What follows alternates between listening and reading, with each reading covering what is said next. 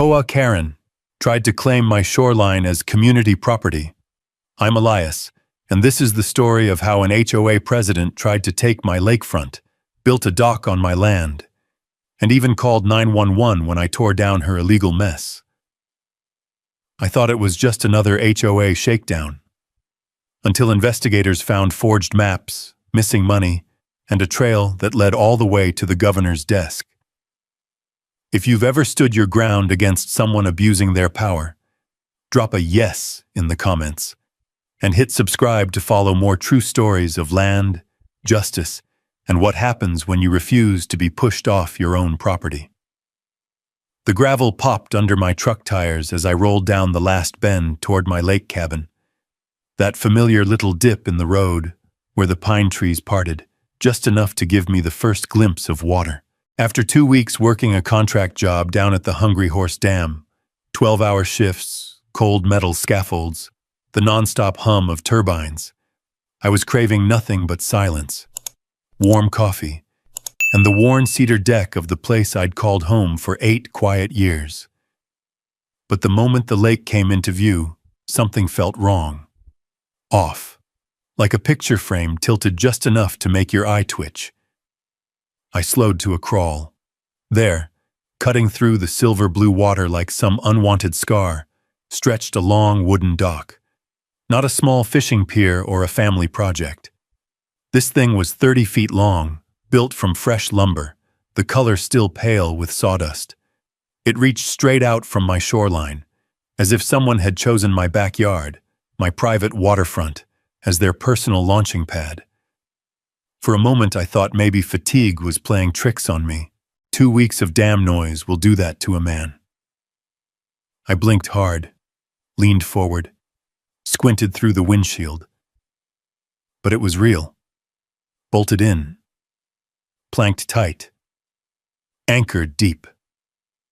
An entire structure that hadn't existed when I locked my cabin door and left town. Rusty, my old red heeler, lifted his head from the passenger seat and whined low in his throat. Even he knew something wasn't right. I parked beside the cabin, stepped out, and the mountain air hit me, cold, clean, sharp with the smell of pine. Normally it settled me. Today it only pointed out the wrongness drifting on the water. The lake was calm, barely rippling, but that dock sat heavy and smug like it belonged, like it had grown roots overnight. I walked down toward the shoreline, boots brushing through the frost-tipped grass. Each step made my jaw tighten a little more. This was private land. My land. I'd bought this place with the money from 25 years of engineering dams, calculating pressures and load paths, solving problems other folks wouldn't touch. The cabin was my retreat from all that math and machinery. A single slice of Montana quiet I didn't share with anyone. And now someone had hammered a full dock into it like it was free property. Rusty trotted along behind me, tail stiff, ears forward. Even he was on alert. As I reached the start of the dock, I crouched and placed a hand on one of the support posts. The wood was new, smooth, still smelled faintly of resin, and the bolts, galvanized hex bolts, sat flush against the grain. Someone had done this fast, but not cheap. Then I noticed the footprints, not mine. Work boot treads stamped into the soil, leading down the slope from the road. A whole crew had been here, right on my property line, and I hadn't received a single call, text, or courtesy notice. A voice cracked across the water, sharp and grating enough to turn my spine rigid. "So you're back early?" I exhaled slow. Just my luck. Miranda Kessler stood at the top of the slope, hand on her hip, the other holding a clipboard like it was a badge. Bleach blonde bob, oversized sunglasses, pink windbreaker that didn't quite zip over her pride. Willow Shore's HOA president, 53 years old, and a menace. I straightened. "Miranda." She started down the slope toward me, every step crunching like an accusation. "Beautiful, isn't it?" she said, gesturing at the dock as if she'd gifted me a luxury boat slip. "What is this?" I asked, keeping my voice level. "A community dock," she replied with a smile thin as fishing line. "The board approved its construction while you were out of town. Our lakeside needs updated amenities. Your board can't approve structures on land you don't own." She waved her hand as if brushing aside a fly. "Oh, don't start with legalese, Elias. The community needed this. You weren't here. We moved forward." I stared at her for a long second. "You built a 30-foot dock on my private shoreline without permission." "It benefits everyone," she said, her voice rising. "And as HOA president, I have the authority to enforce community improvements." "That's not how authority works." Her smile hardened. "If you touch a single board, Elias, you'll be fined for destruction of HOA property and obstruction of community assets." There it was, that smug threat, polished from years of bossing folks around who never fought back. She liked control, liked intimidation, liked believing she owned anything her clipboard pointed at. Behind her, the lake glimmered under the morning sun, as if mocking the absurdity of the moment. I kept my breath steady. Years of engineering, emergency maintenance, and field inspections had taught me how to slow time in my head, how to think when others panicked or yelled. "Miranda," I said quietly, "this wasn't your land to build on." She lifted her chin. "Well, it is now, and any refusal to cooperate will be handled through enforcement." Rusty let out a low growl. I didn't blame him. I didn't argue, didn't shout, didn't give her the satisfaction of riling me up. Instead, I stepped back, letting the cold wind curl around us, carrying the scent of lake water and fresh cedar. I simply looked at the dock again. Those bolts, the fresh cuts, the unauthorized footprint, and something deep in my chest tightened, not with rage but with certainty. This wasn't a mistake. It wasn't ignorance. It was intentional. I turned away without another word and started back toward the cabin. Miranda scoffed behind me, muttering something I didn't bother to catch. But a question settled heavy in my mind, heavier than any plank on that dock. Why would an HOA build on land they didn't own? And why target my lakefront out of all the places on this shore? The answer, I felt, wasn't going to be simple, and it sure as hell wasn't going to be pretty. By the next morning, the lake had gone still, smooth as glass, the kind of calm that pretends nothing happened. But when I opened my cabin door, the entire world had changed. 3 bright orange envelopes were taped to my porch rail, their corners fluttering in the cold wind like warning flags on a battlefield. Rusty barked once, sharp and irritated, as if the colors offended him. I pulled the first envelope free. Violation Notice Number 117B, Obstruction of Community Asset. The second, Violation Notice Number 203F, Unsafe Shoreline Conditions. And the third, the one that made my jaw lock tight. Violation Notice Number 412K, Aggressive Behavior toward HOA Personnel. Aggressive. I laughed once, dry as timber. I'd barely spoken 10 sentences to Miranda yesterday. Yet here it was, her signature in blue ink at the bottom of every paper, each stroke more dramatic than the last, like she enjoyed signing her name on trouble. The wind picked up, carrying the smell of wet pine and distant chimney smoke. I stepped off the porch and heard the crunch of gravel behind me. A white SUV rolled slowly down the narrow road, creeping by like a gator in shallow water. On the door, a magnetic sticker read, "Willow Shores Compliance, Road Patrol." The man inside held a camera pointed at my cabin, then swiveled it to my truck, then to me. He didn't wave, didn't nod. Just pressed the shutter button a few more times like he was documenting a crime scene. When our eyes met, he lowered the camera, scribbled something on a notepad, and drove off, dust rolling behind him in the golden morning light. I exhaled. So this was the next move. Inside the cabin, I laid the violation papers on my kitchen table. Rough-cut pine, knots still dark from years of oiling. Beside them, I spread out the documents I kept in a weatherproof case. My deed, the original plat map from the purchase, and the supplemental shoreline boundaries issued by the county's Water Rights Office. Rusty sat beside me, tail gently thumping against the floor. "Look here," I said to no one but him, tapping the plat map. 10 feet into the lake, that's all mine. I traced the boundary line with my finger, the line Miranda had either ignored or deliberately crossed when she placed her dock. Yesterday, I'd suspected carelessness. Today, seeing the violations lined up in a perfect stack, I knew better. This wasn't carelessness. This was strategy. Wind pushed against the cabin siding, carrying a colder scent, snow waiting in the mountains. I'd spent enough winters in Montana to recognize that bite. I was staring out the window, watching the water ripple, when a soft knock came at the door. Rusty perked up, ears alert. I opened it to find Mrs. Halpern, a widow who lived 2 houses down.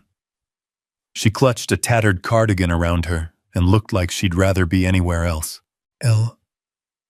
Elias, she whispered, voice barely above the wind. "I thought you should know. Miranda's been telling folks you threatened her yesterday. Said you raised your voice, got in her face." I blinked. I didn't even step toward her. "I know," she said quickly, glancing over her shoulder. "But she was at my house this morning. Made it sound like you're some kind of danger to the community." Her fingers trembled as she held out a folded paper. I opened it. A printed memo, stamped with the HOA logo. Community alert, resident safety notice, subject. Concerning behavior from Lakefront owner. Heart pounding, I scanned for my name. It was there, bolded. "She's trying to isolate you," Mrs. Halpern whispered. "If you need help, you let me know." I thanked her, and she hurried off down the path like she didn't want anyone to see her talk to me. The moment she disappeared, my cabin felt smaller, tighter, like Miranda was already pushing against the walls. I grabbed my coat, deed folder, and a pair of reading glasses I barely used. Then I headed down the gravel drive toward my truck. Rusty hopped in beside me before I even whistled.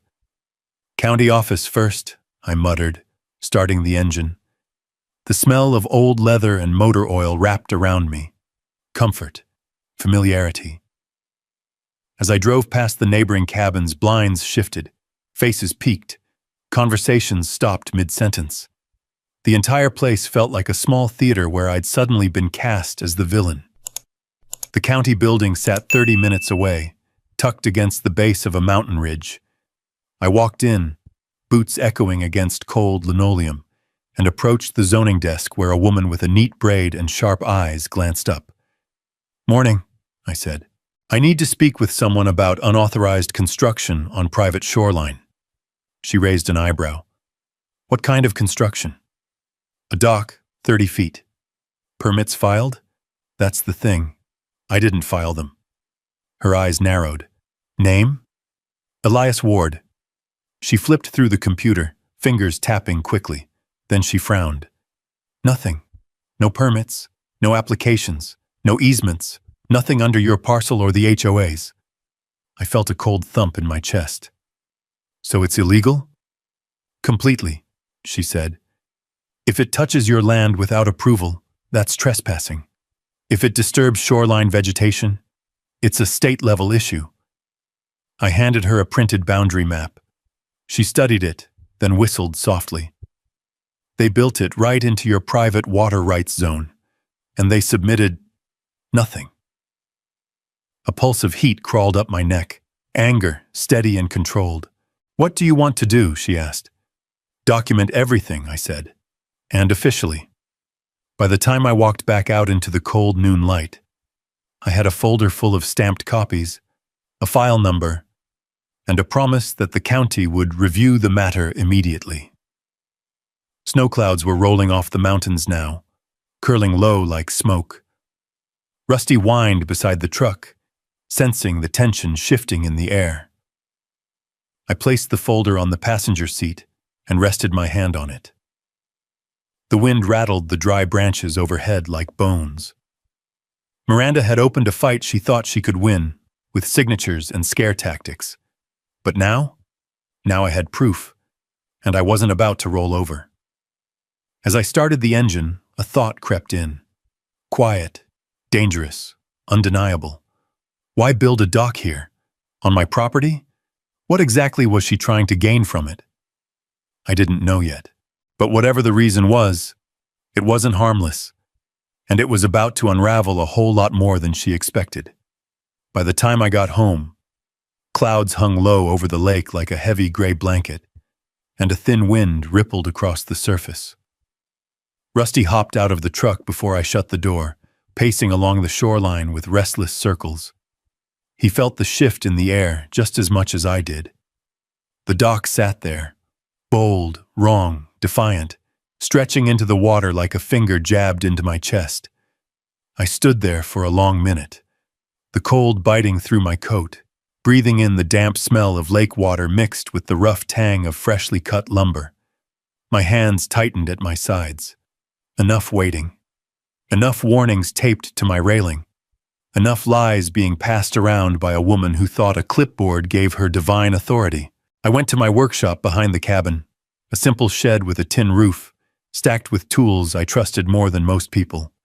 I pulled out gloves, my cordless drill, a crowbar, a pry bar, and a bucket of galvanized screws. Not because I needed extras, just because having them close reminded me that I was doing this by the book. Every step measured, every bolt accounted for. Rusty followed me to the dock, ears perked. "Let's get started," I murmured. The first bolt came out easily, too easily. Whoever built this rushed the job. They cared more about speed than craftsmanship. The metal squeaked as I backed it out, the sound echoing across the quiet water. I set the bolt in a small box beside me. Every piece I removed would be saved, not destroyed, not discarded, but documented. The second bolt resisted, groaning before snapping free. Rusty barked once as the plank shifted, splashing a thin sheet of water upward. The cold droplets hit my boots, but I barely noticed. By the fifth plank, I could feel eyes on me. Across the lakefront, curtains twitched. A man I'd never seen before stood on his porch pretending to check his mailbox. Two teenagers paused their bikes on the gravel road, staring openly. And then I heard her voice. "Oh, for God's sake, what do you think you're doing?" I didn't look up yet. I finished pulling the final screw from the plank I was working on, then lifted the wood and set it on the grassy bank. Only then did I turn. Miranda Kessler was power walking down the slope like she was arriving at an emergency board meeting. Not an actual emergency, mind you, just the thrill of inserting herself. Her sunglasses were perched high on her forehead, her hair sprayed stiff enough to survive a hurricane, and her mouth curled into the kind of disapproving frown you only see on judges or people who have never been told no. "I'm cleaning up my shoreline," I said, wiping my gloves. "You're destroying HOA property," she hissed. "You're committing vandalism in broad daylight." "Not vandalism," I said calmly. I stepped aside and pointed at the freshly reinstalled orange survey flags marking the property line. "The entire dock sits on my land. These planks? My water rights zone. This shoreline? My deed." She glared at the flags like they were traitors. "You can't just tear this down," she snapped. "This dock was approved by a unanimous board vote." "On land you don't own," I reminded her. "You weren't here to object when the project timeline began." I let out a breath. "Miranda, you knew exactly what you were doing." Her jaw clicked. The wind whipped across the lake, carrying a shiver right through the conversation. She jabbed a finger at the lumber stacked beside me. "We spent thousands on that. Thousands. You don't get to keep HOA property. Return those materials or fines will be multiplied." I walked past her and loaded another plank onto the flatbed trailer, parked beside the cabin. Rusty padded behind me. Miranda turned, tracking every step. "You're making a mistake, Elias," she said sharply. "A big one. Once the board meets, you'll wish you'd listened." I didn't bother turning around. If you had built it somewhere else, maybe I wouldn't be out here dismantling it. Somewhere down the gravel road, a door slammed. Two neighbors retreated inside like they didn't want to witness what came next. I returned to the dock, kneeling at the next junction where the boards met the support beam. The metal was cold beneath my fingers, and the lake reflected the gray sky in broken mirror pieces. "You'll be hearing from our attorney," she spat. "Good," I said quietly as I loosened the next bolt. "He can explain trespassing laws to you." For a moment, silence settled, heavy, final. Then Miranda turned on her heel and stormed back up the slope, the wind tearing at her jacket. She muttered something about ungrateful hermits and danger to the neighborhood, but the words washed into the lake like mud. It took me nearly 2 hours to finish. Board by board, bolt by bolt, the dock shrank until nothing but the skeleton remained. I dismantled the frame, lifted the final post, and carried it to the trailer. Everything accounted for, everything salvaged, nothing damaged beyond retrieval. When I strapped down the last beam, I paused. A strange stillness settled over the water. The lake looked right again, quiet, undisturbed, its surface smooth except for the ripples Rusty made lapping from the edge. But the air felt different, charged, like the moment before a storm breaks open. As I walked back toward the cabin, a flicker of movement caught my eye. Miranda at the top of the road, talking in frantic gestures to someone inside a parked car. The window was rolled down, and a clipboard rested against the driver's lap. Not a neighbor. Not anyone I recognized. And definitely not someone here for friendly conversation. Rusty stood at my side, ears pricked, a low rumble in his throat. Whatever conversation Miranda was having, it wasn't casual. She kept pointing toward my cabin, then toward the now empty shoreline, anger written in every line of her body. I had dismantled her dock. I had exposed her lie.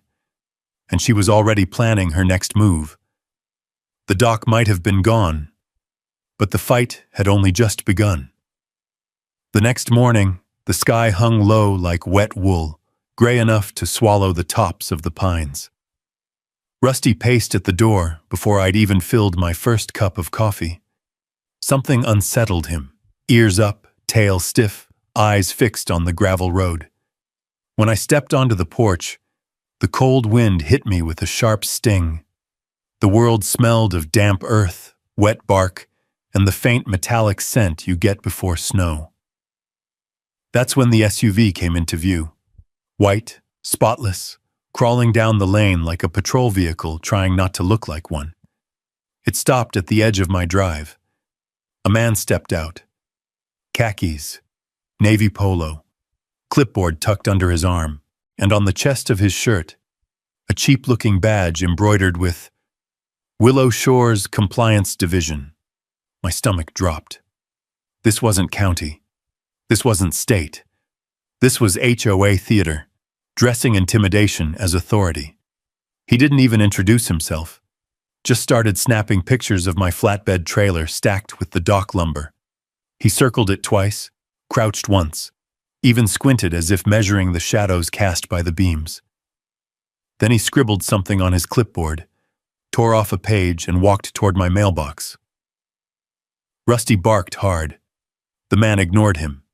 He slid a bright orange paper into the metal slot, slapped the mailbox door shut, and walked back to his vehicle without a word. Only when the SUV turned around and disappeared into the tree line did I pull the paper free. Violation notice. Immediate fine. Unauthorized possession of HOA construction materials amount. Due, $500 deadline, 5 days. Failure to comply will result in enforcement action. Below it, a thin printed signature.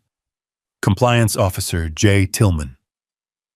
The letterhead tried to mimic a government citation, bold serif font, seal-like logo, but the logo was slightly crooked, and the formatting was off, margins uneven like someone who didn't understand document templates had tried their best.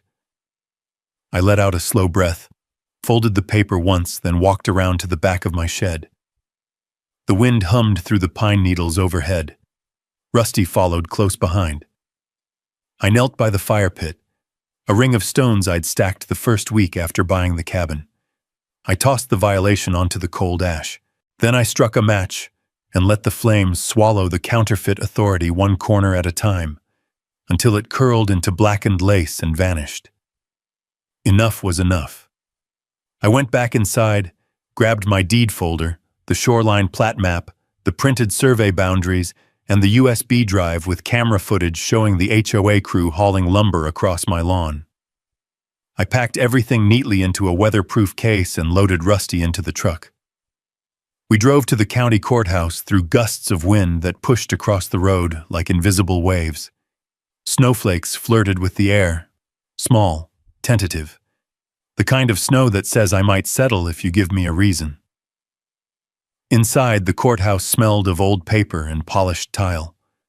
Fluorescent lights buzzed overhead. A woman at the zoning counter, dark hair, crisp uniform shirt, nameplate reading Jasmine Ryle, looked up as I approached. "Morning," she said. "Need assistance?" I placed the folder on the counter. "Unauthorized construction on my lakefront. Built by the HOA while I was out of town. No permits, no easements. It intruded into my private water rights zone." Her eyebrows rose. "That's a serious claim." I brought proof. I laid the documents out. Deed first, then the plat map, then the boundary stamps. Each page looked cleaner and more legitimate than every violation the HOA had slapped on my property. Jasmine examined them slowly, tracing the shoreline boundary with a fingertip. The room felt painfully silent, as if the whole courthouse held its breath. "This is valid," she said at last. "Very valid. And if they built a structure here without filing anything..." She let out a long exhale. "That's not just an HOA problem. That's a zoning and environmental issue." "Can you confirm no permits were filed?" I asked. She typed quickly, eyes narrowing as she read the screen. "Nothing from you. Nothing from them. Nothing from any contractor in Willow Shores." "Then their dock was illegal," I said. "More than illegal." She closed the file with a soft thump. "That lake is protected watershed. Any shoreline modification requires county review and EPA notice. You said they drove pilings in?" "Deep enough to disturb the sediment," I replied. Her shoulders tightened. "Then they may have violated federal environmental regulations." A gust of wind rattled the courthouse windows, like the outside world agreed. Jasmine slid a form toward me. "I'm opening a formal zoning report. We'll need photos, timestamps, footage, everything you've got." I handed her the USB drive. She plugged it into her computer. Within seconds, she leaned closer to the screen. "They brought lumber onto your lawn," she murmured. "Multiple entries, no safety gear, no site markers. This is reckless." Rusty sat at my heel, watching her carefully. "Mr. Ward," she said, turning back to me, "I'm initiating a code enforcement review and notifying the Environmental Board. With your permission, we may need to contact law enforcement if property lines were violated." "You have my permission," I said. Her expression softened, more human now. "Prepare yourself. HOAs like this, they don't back down easily." "I'm not asking them to back down," I replied quietly. "Just to step back from what isn't theirs." When I left the courthouse, clouds had thickened into a heavy, brooding ceiling. More neighbors were out than usual, walking their dogs, sweeping porches, rearranging things that didn't need rearranging. Some looked away when I drove by. Others stared too long. Rumors traveled faster in small communities than weather. As I pulled into my drive, something caught my eye. A letter tucked under a stone by the steps. I picked it up, unfolded it. Typed, anonymous. Your recent behavior has drawn unnecessary attention. Return the materials. Apologize. Do not escalate further. For the good of the community. No signature. No address. No courage behind the words. I slid the letter into my expanding file labeled HOA Shenanigans and looked out toward the empty shoreline, where the lake lapped gentle waves against the undisturbed soil. Miranda had thrown everything she had into intimidation. Violations, fake compliance officers, anonymous threats. But she'd made her mistake early. She built her lies on my land. And once the government stepped in, lies never lasted long. The next morning came colder than usual, the kind of cold that slid under the doors and settled deep in the wood grain of the cabin. Frost gathered around the edges of the windows, framing the view of the lake in thin white veins. Rusty stood at the glass, tail low, ears perked, watching something moving by the shoreline. I stepped out onto the porch, the boards creaking under my weight. The air smelled of damp pine and the faint metallic promise of snow. Down by the water, a county truck idled quietly, steam puffing from its exhaust in slow bursts. Beside it stood Jasmine Ryle, the zoning officer, clipboards tucked under her arm. With her were two others, a county surveyor with a laser scope and a sheriff's deputy chewing on the stem of a pen. Their boots crunched across the frosted grass as they approached the waterline. I headed down the slope to meet them, Rusty trotting close behind. "Morning, Mr. Ward," Jasmine called, breath clouding in the cold. "Morning," I replied. "Didn't expect you so soon." "Given what you reported," she said, "we fast-tracked the inspection."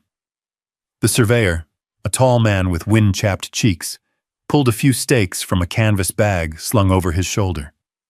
"We'll be marking out your official property line," he said. "Shoreline's always tricky, but your documentation is clear." He set up a tripod with a laser crosshair device, its soft red beam flickering across the grass. The deputy walked beside him, snapping photos. The wind picked up, sending ripples through the lake. Miranda's dock had been gone for 2 days now, but the earth still held the scars. Small depressions where the pilings had been driven in, churned mud where vegetation had been disturbed, a faint chemical smell where treated lumber had sat too long. "What exactly are you looking for?" I asked. "Any sign of environmental disruption," Jasmine said, crouching near the water's edge. "This lake is part of a protected watershed. No construction allowed without review." She pointed to a cluster of flattened reeds. "This is new. And these?" She indicated dark streaks along the soil. "Treated wood leaching into shoreline sediment." The surveyor hammered a stake into the ground with a clean, sharp strike. Thunk, another, thunk, another, thunk. Each stake defined a piece of truth Miranda couldn't wiggle out of. Not with fake citations. Not with anonymous threats. Not with her board whispering behind curtains. After 20 minutes, the deputy took a final series of photos, each angle capturing the stakes, the lake, the disturbed ground. "Mr. Ward," he said, sliding the pen from his mouth, "you want to press trespassing charges?" The question hung in the cold air like a breath waiting to freeze. I paused, glancing over the waterline. As tempting as it was to say yes, the timing wasn't right. Not yet. "Let's see how they react to this," I said. "I want the investigation to run its course." The deputy nodded. "Fair enough." Just then, movement caught my eye. A cluster of figures up on the road. 3 neighbors bundled against the cold, pretending to walk their dogs. Except they weren't walking anywhere. They were watching, studying the stakes, the county truck, the officers. Their expressions were tight, uncertain, as if they were trying to understand which way the wind was shifting. The surveyor packed up his gear. "We'll file our report with the county today," he said. "Expect follow-up from environmental and legal." As they headed back to the truck, Jasmine lingered. "Mr. Ward," she said, lowering her voice, "you should know. We've had complaints about Willow Shores before. Mostly petty stuff, Mailbox height, flower beds, noise disputes. That sounds right, I muttered. But this? She motioned toward the shoreline. This is different. This is serious. And the paper trail you provided, it lines up with some irregularities on our side. Permits that should exist but don't. Payments that don't match project codes. My brow furrowed. You're saying this dock might be part of a bigger issue? She nodded. These things start small, but embezzlement, misuse of dues, falsified maps, they usually show up in patterns. The cold wind carried her words across the lake like a warning. I'll be in touch, she said, heading back to the truck. When they drove off, the shoreline felt somehow different, marked, claimed, no longer a silent victim of Miranda's power grab. The lake reflected the pale winter light, shimmering against the stakes now standing where the illegal dock had been. As I turned to head back up the slope, something caught my eye. A thin piece of paper tucked under a stone near the top of the steps leading to my cabin. Rusty barked when he saw it, as if recognizing a scent he didn't trust. I picked it up. Another typed note. Your actions threaten the harmony of Willow Shores. Stop causing trouble.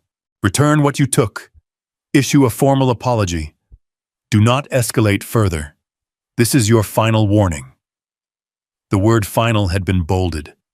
I folded the letter slowly and slid it into my growing evidence file.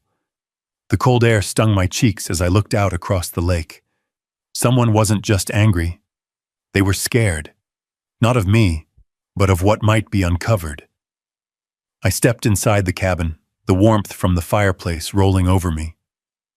Rusty curled at my feet as I placed the anonymous letter beside the violation papers, survey photos, and Jasmine's stamped documents. Whatever Miranda was hiding, whatever the board was covering up, it was deeper than a dock. The waterline had become a crime scene, and for the first time I realized the fight wasn't between me and the HOA anymore. It was between truth and whatever they'd tried to bury beneath 30 feet of lumber. The next couple of days fell into an eerie kind of quiet. Not peaceful, no, nothing close to that. It was the kind of stillness you get when the woods go silent right before a blizzard, or when the lake freezes over in a single night. The air felt too heavy, too expectant, like the whole neighborhood had braced itself but wasn't ready to admit why. Rusty stayed close. Even inside the cabin, he lay near the door, ears flicking at every sound out on the gravel road. Something in the air stirred him the same way it stirred me.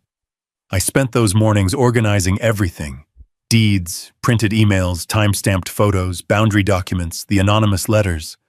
All of it went into a thick binder labeled in bold letters: HOA incident, Ward property.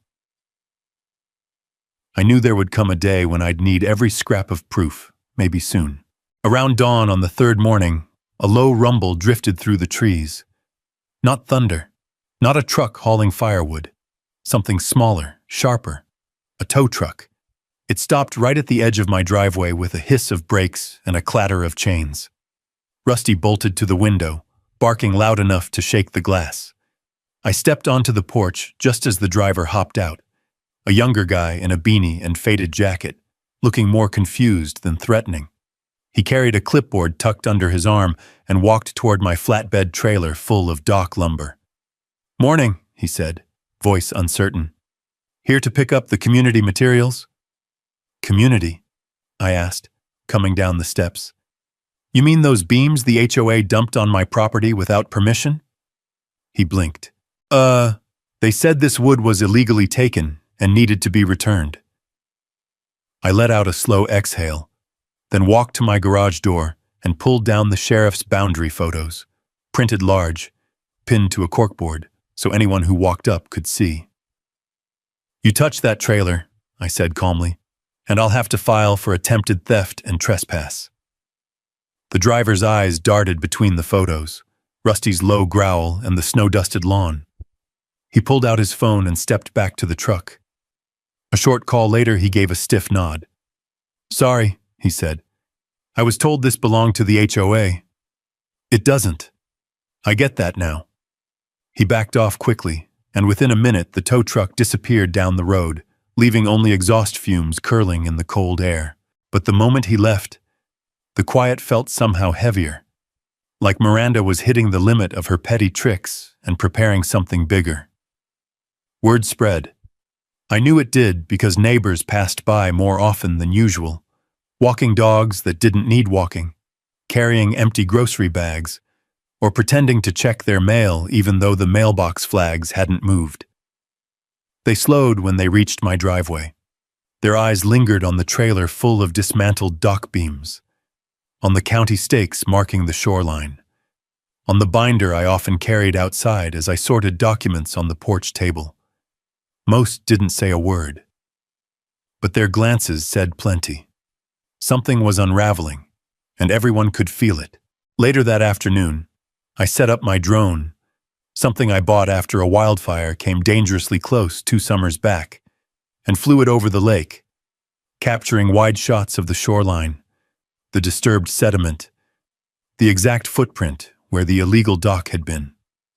I saved each image, each video, each GPS tag.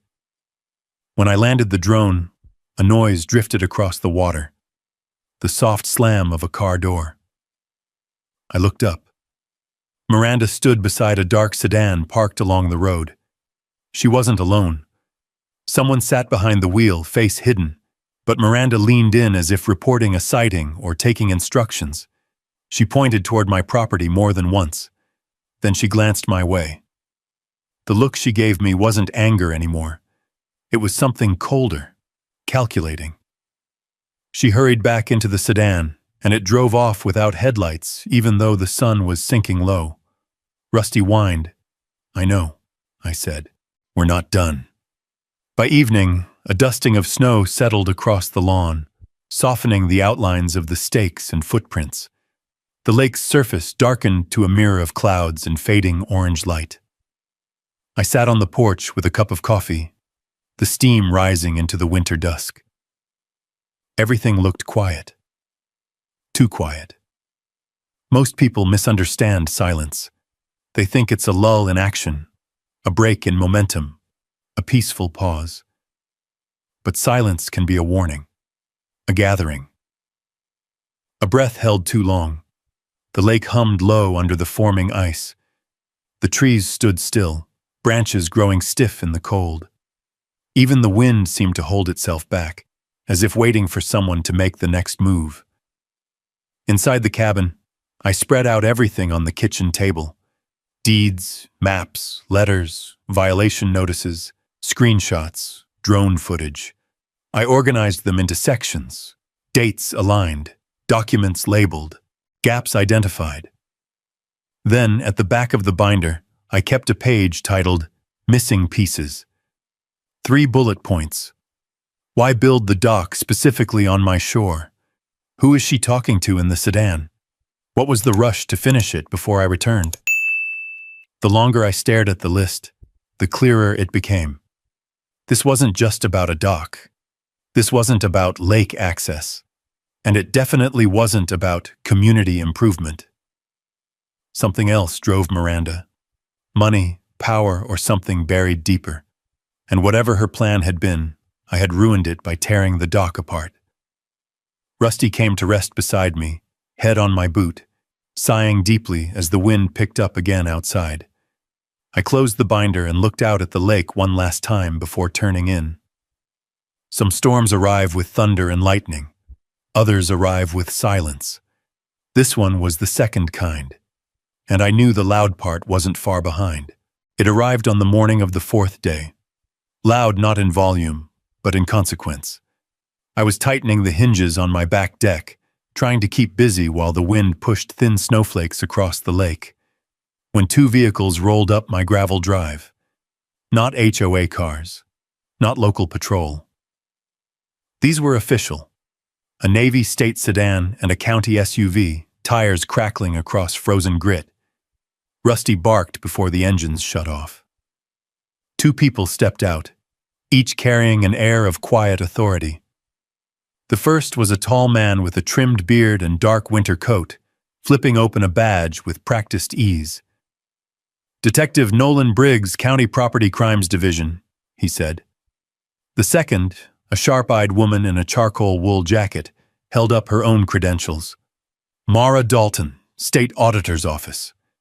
They approached with purpose but not hostility, boots sinking slightly into the frost-hardened earth. Behind them, the lake glimmered in strips of weak winter sunlight. "Mr. Ward," Briggs said, "we'd like to talk to you about the dock that was built on your shoreline." I nodded once.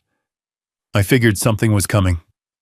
Dalton cracked a small, humorless smile. "You were right to report what you did. Your complaint triggered a deeper review."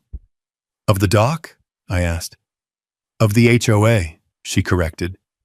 The wind pushed a cold gust between us, rattling the bare branches overhead. I led them to the porch where we could talk out of the direct wind. Rusty lay beside my chair, watching every movement like a sentinel. Dalton set a folder on the table, flipping it open to reveal printed maps, diagrams, and a suspicious-looking document stamped with an official-looking seal. "Mr. Ward," she said, "were you ever informed that your shoreline had been reclassified as a community access reserve?" I blinked. "Reclassified? Never. That shoreline has been mine since the day I bought this property." Briggs nodded toward the map. "The HOA submitted a document to the county claiming your shoreline had been redesignated for community use, essentially removing your exclusive rights." My pulse tightened. "They forged that?" Dalton tapped the corner of the map. "This isn't the original plat. The designation Community Reserve doesn't exist anywhere in the historical records." She slid another paper forward. "This was attached to a capital improvement request submitted by the HOA. That request unlocked nearly $30,000 from reserve funds." 30,000. I leaned forward, my breath fogging in the cold air. "Who got that money?" "That's where it gets interesting," Dalton said. She lifted a printed statement from the folder. "The money was supposedly paid to Garland Shoreline Services, a contractor used for other lake communities." "But," I prompted. "But Garland Shoreline Services never received the funds," Briggs said. "We traced the payment. It was rerouted." Dalton's finger landed on a name circled in red ink. Maxine Kessler, Miranda's sister. I exhaled hard. The air felt too thin. So Miranda forged a shoreline reclassification, submitted a fake map, claimed my land as community property, used it to justify a dock, and siphoned money? "Correct," Dalton said. "And the contractor who actually built the dock for her, unlicensed, paid cash under the table." Briggs crossed his arms. "This isn't a simple HOA dispute anymore. This is fraud, multiple counts, potential conspiracy." Rusty growled low, picking up the tension. A quiet stretched across the porch, broken only by the distant crackle of thin ice along the water's edge. I steadied myself. "What do you need from me?" Dalton slid over an evidence collection form. "A formal statement. Everything you saw, everything you documented. Dates, trespassing footage, the dock removal, any letters or threats." I nodded. "I have it all." Briggs leaned forward. "There's more. We found emails between board members requesting invoices for shoreline engineering assessments that were never conducted, and Miranda signed off on all of them." I felt a chill crawl down my spine. This one not from the winter wind. "And the dock?" I asked. Dalton shook her head. "It was the trigger. Your land was chosen because your shoreline has the most stable bank for construction. It was strategic. They needed a physical project to justify withdrawing the funds." "Why not build it on common land?" I asked. "Because," Briggs said, "the board thought you were out of town long enough not to notice. One board member even wrote, and I quote, 'Ward won't be back until next week. We can have it built before then.'" A long silence followed. Rusty nudged my leg, sensing something heavy in the air. The lake gave a faint groan under shifting wind. Winter's quiet complaint. Dalton gathered her papers. We're pursuing warrants for HOA financial records, but your cooperation will strengthen the case. You'll have it, I said. As they stood to leave, Briggs added, Mr. Ward, be prepared. Miranda won't take this quietly. I watched the two officials walk back to their vehicles, frost crunching beneath their steps. When the engine started, a plume of exhaust rose into the still air like a warning flag. The lake felt different, no longer just a place of quiet mornings and fishing lines. It had become evidence, proof, a witness. And as the cars disappeared down the road, I realized the storm had finally broken open. Everything up until now, the violations, the fake compliance officer, the anonymous letters, had only been Miranda's warm-up. The real fight was here. Not petty, not personal, criminal. And for the first time since this started, I knew I wasn't facing it alone. But knowing that didn't prepare me for what came next. That evening, as the last of the weak winter sunlight slid behind the ridge, someone knocked on my door.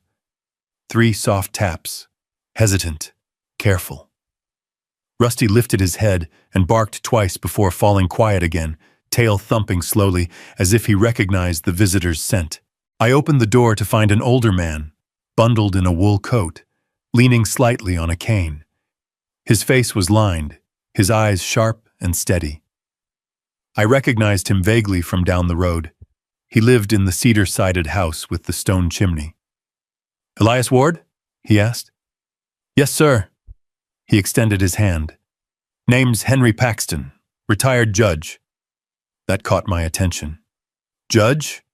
He nodded, stepping inside when I motioned him in. The warmth of the cabin seemed to soften him slightly. He set a 6-pack of local ale on the table like it was a peace offering. "I brought these," he said. "Figured you might need one. Or all 6. I cracked a smile despite myself. "You're not wrong." We sat at the kitchen table, the lake visible through the frosted glass behind him. Henry tapped the wood with a slow rhythm as he studied the binder I'd laid out. Maps, letters, time-stamped photos, violation notices, the forged shoreline designation. "Miranda overplayed her hand," he murmured. "She's been getting bolder every month. But this dock business," he shook his head. "Illegal construction on private land, forged documents, misuse of HOA funds. She's crossed into something she can't talk her way out of." "What made you come here?" I asked. He set his hands over the 6-pack and sighed. "The auditor and detective visited me today, asked questions about the HOA, about past expenditures, about patterns of behavior." His gaze drifted to the shoreline. I told them what I knew. "And what do you know?" "That Miranda's been treating this community like her personal fiefdom for years, and most folks were too tired or too scared to push back." Rusty pressed against my leg, sensing the shift in the room. Henry leaned closer, lowering his voice. "There's going to be a reckoning, Elias, and the community needs someone steady when it happens." Before I could respond, another knock came at the door. This time it wasn't soft. It was angry. Rusty growled, deep and thunderous. I opened the door to find a cluster of residents on the porch, 6 or 7 neighbors bundled in coats and scarves, breath drifting like smoke. Some I recognized, others I'd only seen from a distance. Their faces were tense, troubled, drawn with weeks of whispered rumors. A tall woman stepped forward. "We heard county officials were here," she said. "Is it true? Did the HOA really break environmental laws? And did they forge maps?" another asked. "Because that's what folks are saying." Henry rose from the table and joined me at the doorway. His presence seemed to steady the crowd. "Everyone," he said, "come in or gather around, but keep your voices low. This isn't the time for panic." We ended up on the porch, steam rising from everyone's breath as snowflakes drifted lazily around us. Some neighbors stood. Others sat on the steps. The lake behind us glowed faintly with the reflection of porch light, rippling gently against the stakes the county had left behind. I explained what I could, carefully, without speculation. The forged shoreline document, the rerouted funds, the unlicensed contractor, the investigation underway. Every word landed like a weight dropping into the lake. "I knew it," muttered a man with a baseball cap pulled low. "She raised the dues last year, said it was for irrigation repairs. Nothing ever got fixed. And the playground renovation," another said. "We paid for it twice." "She's been lying to all of us," whispered an older woman. "For how long?" Henry raised a hand. "This is why we need to be smart, not reactive. An emergency meeting needs to be called, not by the current board, but by the homeowners themselves." The tall woman nodded. "We need accountability." "And transparency," another neighbor added. "And someone who understands what's going on," said a man near the steps. He looked straight at me. "Elias, you've done more in a week than we've done in a year." I felt Rusty's warm weight against my leg, grounding me. "I'm not looking to lead anything," I said quietly. Henry stepped forward, placing a firm hand on my shoulder. "Sometimes leadership isn't something you seek. Sometimes it comes when the truth chooses you." The porch fell silent. Only the wind through the pine branches broke the stillness, carrying the scent of distant snow and frozen earth. That evening, the homeowners drafted a petition. 28 signatures gathered in less than an hour, authorizing an emergency community meeting to question the HOA board. The paper felt heavy in my hands, not just from the ink, but from the weight of what it represented. A community finally waking up. I promised I'd attend the meeting, though in truth, I still felt the ground shifting beneath my feet. This wasn't just my fight anymore. It belonged to all of us. As the neighbors dispersed into the cold, Henry lingered. "You need to be ready, Elias," he said, gripping his cane. "People like Miranda. They don't go down quietly. When cornered, they lash out." "Let her," I said, voice low and steady. "This time she's cornering herself." Henry nodded. "Tomorrow evening, the clubhouse. Bring your evidence." After he left, I stood on the porch for a long moment, watching the snow settle lightly on the stakes along the shoreline. The lake shimmered under the faint moonlight, quiet and deceptively calm. Inside, Rusty nudged my hand until I scratched behind his ears. "Storm's coming, boy," I whispered. But this time I wasn't standing alone on the shoreline. I had a community at my back, and the truth on my side. The next morning, the lake lay still, glassy under a pale gray sky. A thin layer of ice clung to the shallows, cracking softly whenever a breeze rolled across it. Rusty paced near the window, tail flicking. He sensed the tension before I did. At first, it was only a faint hum in the distance, an engine cutting through the cold air. Then another, and another. I stepped out onto the porch just as two vehicles turned onto the gravel road, a dark blue State Patrol SUV. Behind it, a county sheriff's sedan. Both slowed in unison, tires crackling across frost-hardened dirt. The cars stopped near my drive. Doors opened. Uniforms stepped out. This wasn't a visit. This was an operation. Rusty barked sharply, then fell quiet as if he understood the weight of what he was seeing. The sheriff's deputy from earlier approached me. "Mr. Ward," he said, "you'll want to see this." I followed him to the road. Up the slope, outside Miranda's home, a large two-story with a wraparound porch and artificial potted plants, officers were already assembling. One read from a clipboard. Another adjusted a body cam. A pair of state police stood by the steps, frost clinging to their jackets. Then Miranda herself burst through the front door. Her hair was wild, her pink cardigan thrown on over a nightgown. No sunglasses this time, no clipboard. Just shock, anger, and fear in equal measure. "What is the meaning of this?" she shouted, voice cracking through the cold. "You can't just show up at my house." A state officer calmly read her rights.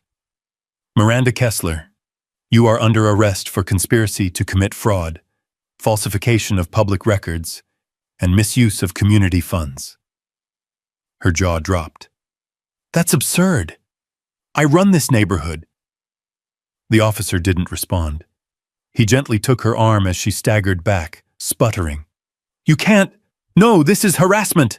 This is retaliation. It's because of him." Her wild eyes snapped toward me. "He's orchestrated all of this. He's lying, fabricating, manipulating." Her voice broke as handcuffs clicked around her wrists. The moment froze in time. The porch steps, the officers, the pale winter light, Miranda's panicked breathing, and the unmistakable truth crashing down on her shoulders. As they guided her toward the patrol SUV, she shouted one final accusation. "You think you've won, Elias? You just wait. You'll see. This isn't over." But it was. And it wasn't just her. Another board member, a thin man with wire-rimmed glasses, was escorted out of his house 1 block down, arrested for obstruction and failure to report known wrongdoing. A third attempted to slip out the back door of his home, only to be intercepted by 2 officers. The treasurer wasn't so lucky.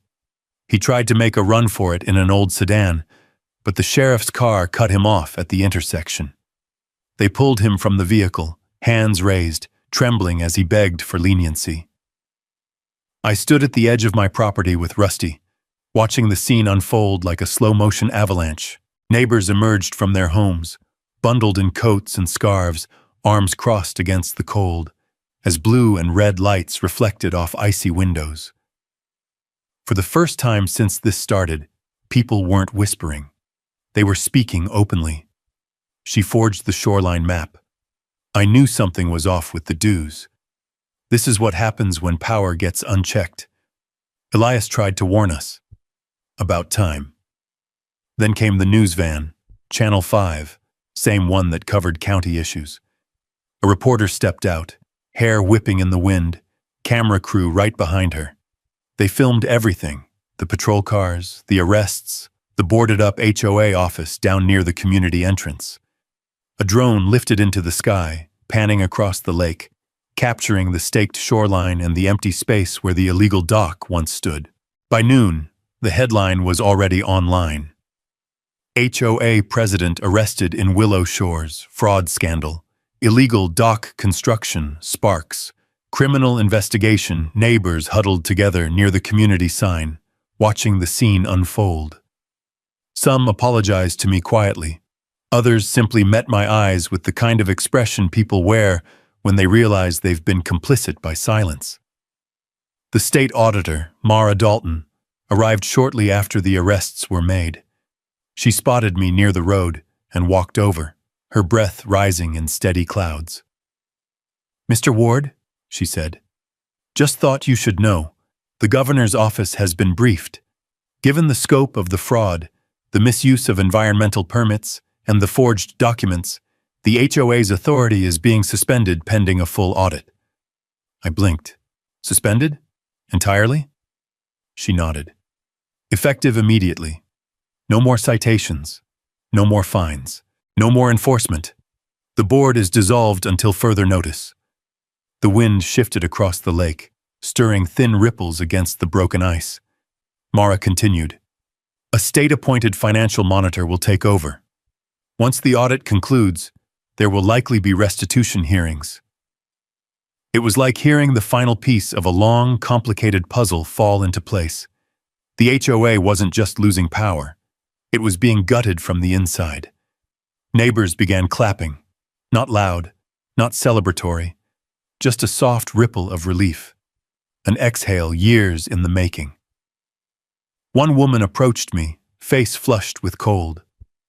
"Thank you," she said quietly, "for standing up when the rest of us didn't." Another man nodded. "You saved this community." I shook my head. "I just protected my land."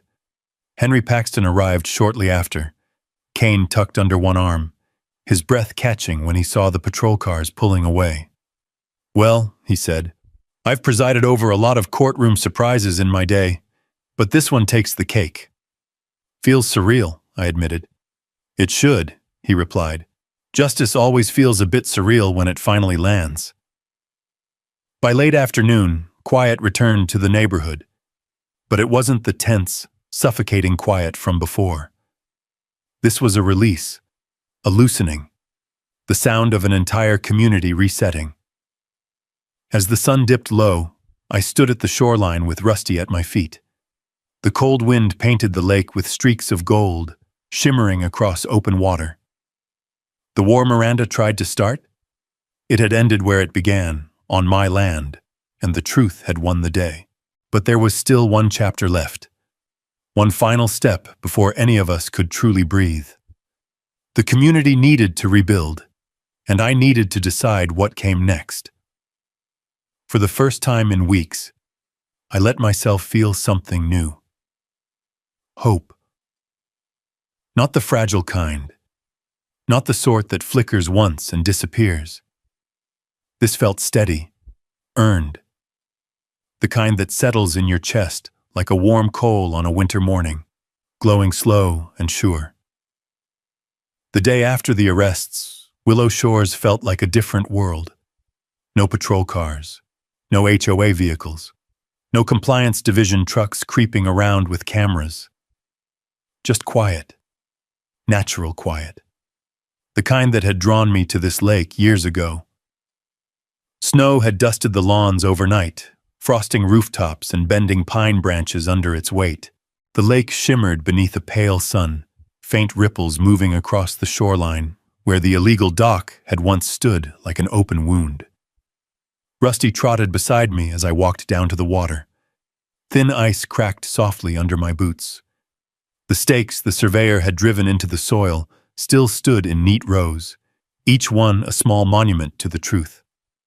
For the first time since this started, the shoreline looked like mine again, whole, untouched. Around mid-morning, neighbors began to gather near the community clubhouse, a squat wooden building with cedar siding and a faded sign. Smoke curled from its chimney, the first sign of life it had shown in months. Folks walked up in twos and threes, bundled in coats, stomping snow off their boots. This was the emergency meeting the homeowners themselves had demanded. When Rusty and I arrived, the room was already crowded. Folding chairs lined the walls, and the low hum of conversations filled the air. Some neighbors nodded when they saw me. Others came over with quiet thanks or apologetic smiles. Henry Paxton waved me over to the front row. His cane rested against the arm of his chair, and he wore the expression of a man preparing to oversee a courtroom again. "Big day," he said. "Feels like a turning point," I replied. "It is." The remaining HOA board members, those not arrested or under investigation, sat at the front of the room looking less like leaders and more like defendants waiting for sentencing. One clutched a stack of papers, another fidgeted with a pen. Their eyes kept drifting toward the door, as if hoping someone else would walk in and take their place. But it was too late for that. A woman named Teresa, who lived on the East Trail, stood up. "We're here because we've lost trust," she said. "Because our community was bullied, misled, and silenced. Because our money was taken. Because our land rights were violated. And because we let one person run wild for too long." Murmurs of agreement rippled through the room. She continued, "This meeting isn't about vengeance. It's about rebuilding something we forgot we could protect. Our home." Henry leaned forward. "We must remove the current board. All of them." One of the remaining board members, a thin, nervous man, rose shakily. We didn't know what Miranda was doing," he stammered. "She handled most finances. We trusted her. We had no idea about the forged documents." Henry raised a hand, and the room fell silent. "Trust is not a defense," he said softly. "It's a responsibility." And you failed it. A vote was called. Every hand went up except for 2 abstentions from the back row. In under a minute, the HOA board was officially dissolved. Henry then addressed the room. Until a special election can be held, we appoint a temporary oversight panel of 3 homeowners who have never served on the board. They will manage community affairs transparently, with open books and full accountability. Names were proposed, arguments exchanged, and then the vote came. Henry was elected interim trustee by an overwhelming margin. The second seat went to Lewis, the high school principal known for calming heated PTA meetings. The third name caught me by surprise. "Elias Ward," someone called from the back. Heads turned. More voices followed. "He's the only one who stood up. He has the evidence. He won't let something like this happen again. He knows the law better than any of us." I stood, stunned. "Folks, I didn't do this to lead anything. I only defended my land." "And that," Henry said, "is why we trust you." The vote was quick and unanimous. I took the seat beside them, Rusty lying dutifully at my feet. A strange mix of humility and responsibility settled over me. I had never asked for this. But maybe this was what justice looked like. Not punishment, but rebuilding. The rest of the meeting rolled through reports, open questions, and stories of dues mismanagement. People spoke freely now, voices rising and falling like waves on the lake. By afternoon, the audit task force had formed. Documents were collected, volunteers assigned. The old HOA office, a rented trailer near the entry gate, was sealed by county order.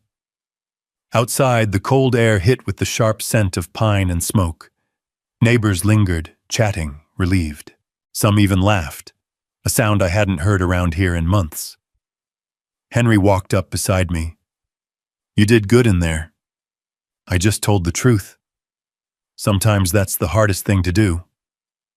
We walked back toward my cabin, the snow crunching under our boots. Rusty bounded ahead, happy for the fresh, cold air. "What'll you do with the dock lumber?" Henry asked. "I've been thinking about that," I said. The following morning, I loaded the trailer with the salvaged beams, now dry and stacked neatly. I drove into town to the Veterans Fishing Program, a small nonprofit that built public access docks for disabled vets and wounded anglers. The volunteer coordinator teared up when I donated the entire load.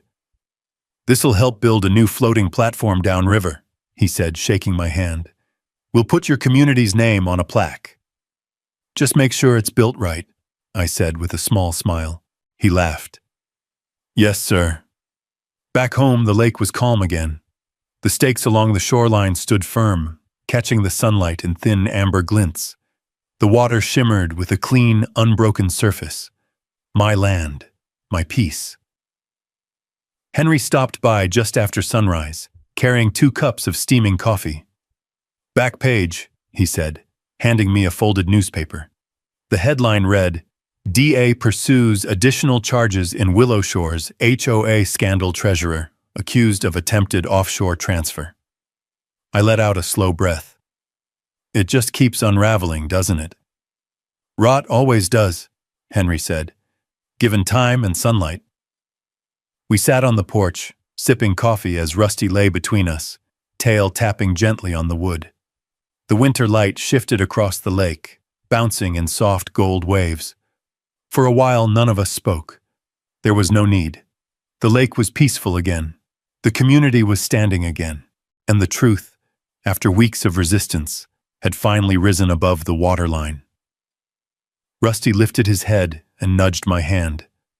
"Yeah, boy," I whispered, running my palm over his fur.